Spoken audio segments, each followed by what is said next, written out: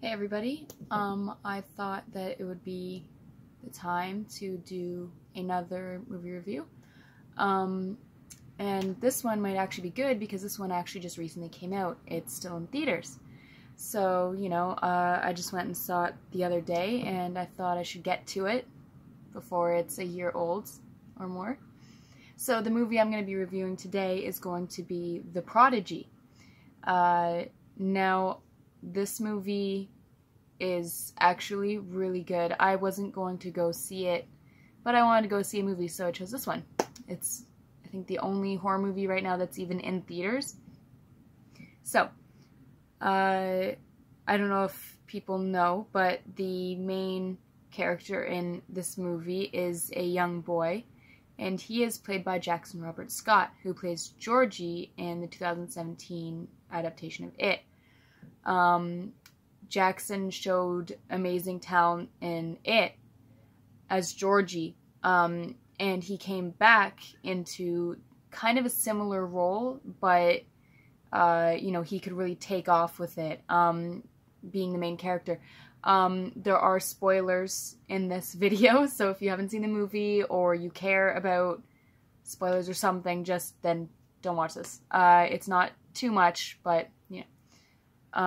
So, we'll start by talking about Jackson.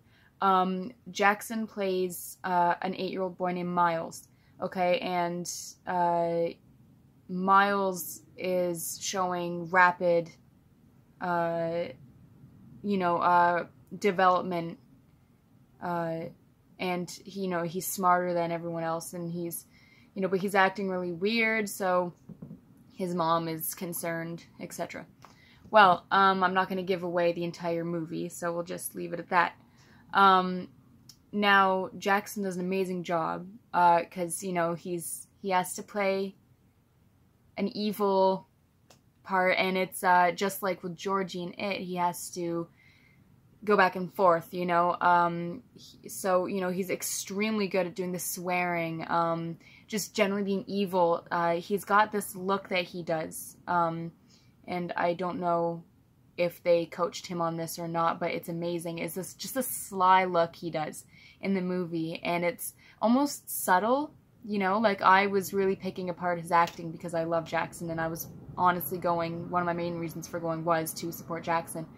And, he's just got this really sly look, and his defiant, annoyed look is just, and they're very subtle, they're not, like, overdone. And then the crying and everything, like, he just taps into basically every emotion that you could tap into, and he does it amazingly. Like, I'm overly proud of this kid. He's phenomenal. I also want to make a comment on Taylor Schilling, who plays Sarah, Miles' mother. She does a really amazing job. At first, I was kind of like, maybe it's being overdone, but in all actuality, maybe it was a bit overdone at the beginning of the movie, but throughout the movie, those emotions, the fear, just her generally being distraught and everything about Miles is just, she does a really good job. She's a really good horror actress, like victim actress. Now the story, I liked it. I mean, I know this isn't the first time it's been done, obviously, but I really liked that they didn't go with a possession, movie. It's a reincarnation movie, and that makes me really happy. I thought it was more original than doing another possession movie. That's overdone.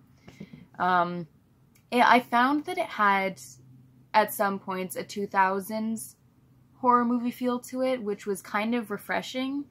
It was definitely something that we needed. We needed to feel like we were being taken back to a time before cell phones were everything, we didn't have it shoved in our faces that, that people use the internet and that there's, cell phones and everything like that. It was more like focused on everything else, which is interesting because, I feel like they had the opportunity. I'm not entirely sure when it was set. I guess I might have missed that or something. So I don't know if maybe this was set before a time when they had cell phones like that. But, yeah.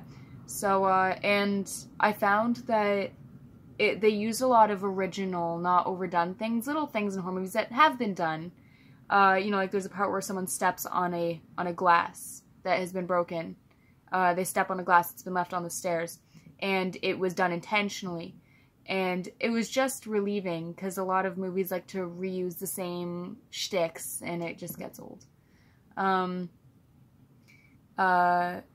You know, I also found that, and this is extremely important, especially in a horror movie, to me it's extremely important, is that it didn't lag. It didn't drag into the movie. It jumped into it right at the right time, with still enough time to focus on story and character development, which is extremely important to have that development. I am very, very judgmental if you take too much time to get the viewer's attention and get things going, but if you jump right into it within 5 seconds of the movie, I'm not going to be impressed.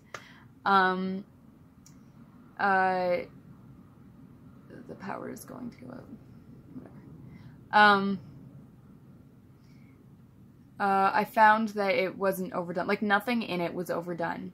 There was nothing in it that, you know, I didn't cringe. You know, I didn't sit there and go like, oh my god, this is just too much. They shouldn't have, you know, they should pull it back. Which is, again, another important thing, is that it's not overdone. I really liked some of the more, like, you know, some of the details that they used in it. Like, I like that they had Miles threatening, you know, as the other person, threatening the helper, the counseling guy, that is trying to solve the issue for Miles and his mother. I found that was very, I don't know, I liked that, and the helper took to it. He didn't, like, immediately go and tell her, because I find that a lot of the time in movies there'll be a situation like that where, like, they'll be threatened and then they'll still go immediately and do it, but this guy was actually genuinely scared and didn't. So that was really, I liked that. I liked the eyes, the different color eyes. I liked that there was a bit of backstory to it, that they didn't overly explain, which I guess isn't a huge issue, and, you know, it wasn't a huge issue if they didn't over-explain it, and, you know, sometimes it's good that they don't over-explain it. But I liked that little detail. I liked that they carried a physical appearance of the person before and put it into Miles, and I know that it might have been hard to do that because the simplicity of having green eyes or having black hair or something isn't something that's going to remind you of the other person. That's a common trait. So you have to think of something unique that not everyone has, that if these two people have, it's going to be, you know, you're going to be like, wow, this is, you know. So I liked that, and it just genuinely looked cool. Now this is kind of a spoiler in a way. The hand game is, I like that, and that they didn't make it a huge thing. Movies like to really shove it in your face, you know, and then there's the don't blink, the don't blink game. The don't blink game didn't even really make sense into the story. It was just a game that he played with his mom. So they didn't, you know, they didn't overdo that. And I like that they threw that in there because it didn't really match up too much. And then the hand game, so it made it look like this was just a game that they played once in a while. And it wasn't overly, like, they didn't make a huge deal out of it.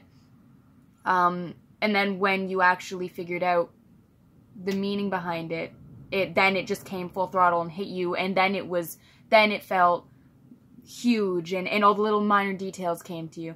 And again, with the hands, I like that, with the dog, spoiler, with the dog, he had cut the paws on the dog, and they don't focus too much on that. They show you that the dog is dead, again, spoiler, they show you that the dog is dead, but they don't show you too much of the paws. Like, they don't focus on it too much, so you don't even really notice it until the end.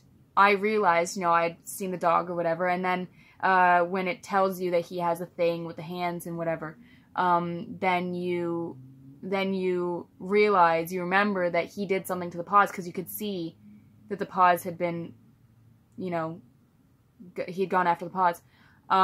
So I really liked that.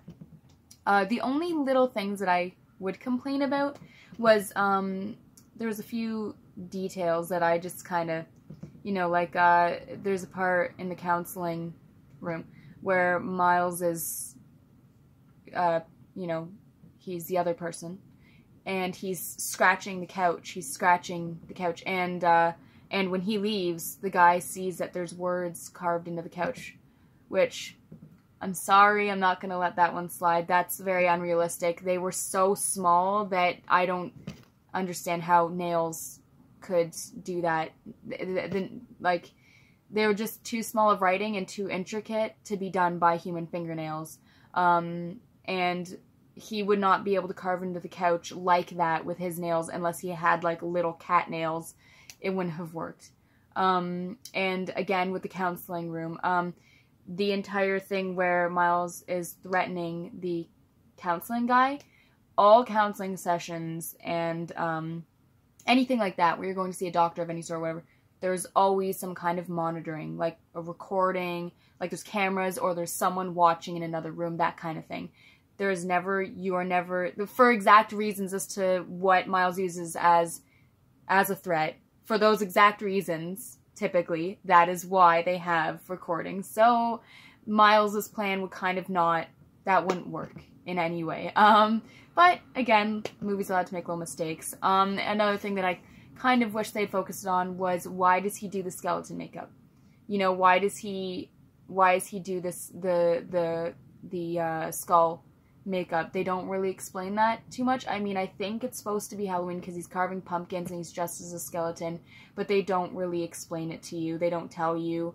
And, you know, I don't think they really explain much. They might have said at the beginning, I think they tell you the date at the beginning, so that might be my bad. I might have just missed that. I only saw the movie once, and it's not out yet, so I can't even go back and look at it again to see. But, you know, that was one of the things I wanted to mention. Aside from that, I think that the rest of the movie was really good. The cinematography was fantastic. Like, just amazing. The directing was obviously phenomenal. And, you know, the acting was amazing. I didn't so much care for Miles' dad's acting. It wasn't really that impressive. I'm very happy they didn't overuse the guy who is reincarnated. They showed him just the right amount, and that made me very happy. That is also another thing that's important to me, depending on the movie. So yeah, I did enjoy the movie. It was really amazing. I came out of that theater extremely excited, very happy, extremely proud of Jackson. He is only 10 years old, and he did an amazing job. Actually, he was 9 years old when he filmed this. So he did an amazing job with the transformation, just like he showed in It. So very proud of him. He's doing an amazing job. So, you know, definitely go see it. Well, it's still in theaters because horror movies are so much better in theaters.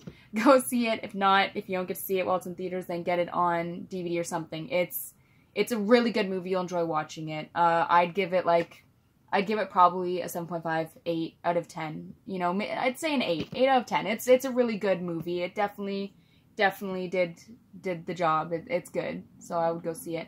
Anyways, there's no new horror movies coming out that I know of lately that I actually want to go see. There's Pet Sematary, but we're having an It a situation again where I don't want to go see this remake. I'm against it, etc. So you'll probably hear back from me again in a couple months where I go to review it and I'm telling you how much I love it and it's my favorite movie, etc. So just be patient with me. I will be doing a review for It Chapter 2 when it comes out, but that's not till September 6th, so I don't know if you'll have to wait till then. But, yeah, thank you for watching, and I hope that you enjoyed my video. You can subscribe to me. I'll be doing these a lot more, hopefully. Thanks again.